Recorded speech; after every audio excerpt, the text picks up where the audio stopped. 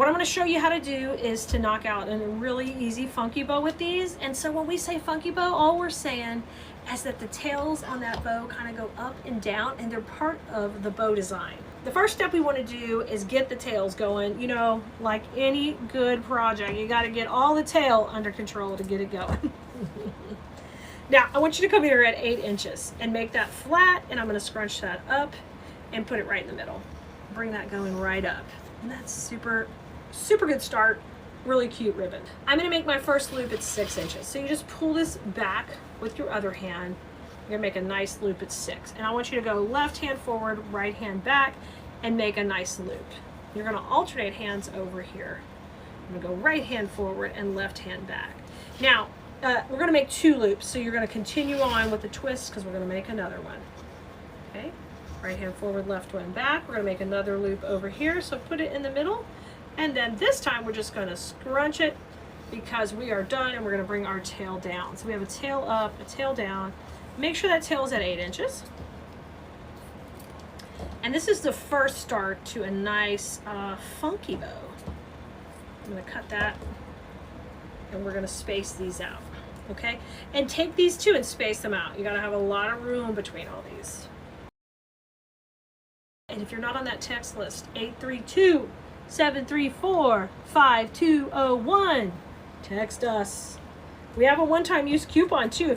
If you're new, you've never ordered from us, we give you a coupon for your first order.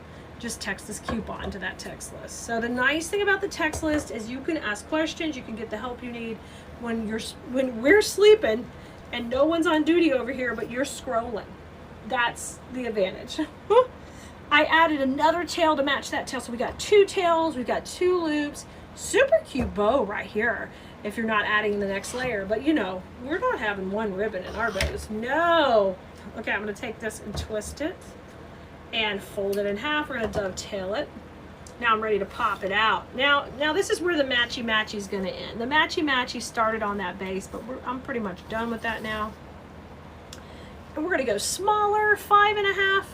Twist, 5.5 over here, scrunch down because we are done with loops. Tail, it's all about the tail. This is such a simple, adorable bow. So many people want to put 84 million loops in their bows, and those are fun, but not necessary for a really great bows. Okay, so cable tie running through the middle right now. Look at this. Finger on top, pull that up and add some pressure. Get it a little tight. Now you can just pull this out of your way. And what I want you to do is rotate that back between your fingers. Start the fluffing process. You got to get it all fluffed out and get it ready. Get the tails ready, get the loops ready. And now you're going to add your cable tie to the back because that's how we'll be attaching it to our wreath when we put it all on there. Put it together and pull that tight. And trim that off.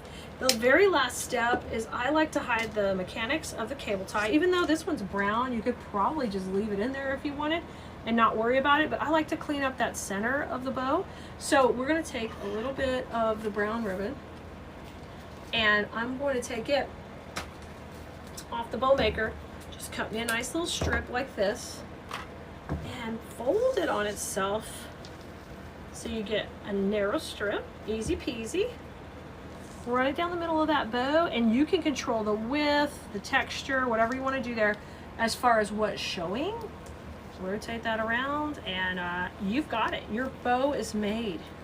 So whether you're going to add 2 bows or 1 bow to your finished project, maybe you're going to take these bows and you're not even using them on a wreath, but you want to add them to some gifts or some existing things in your home.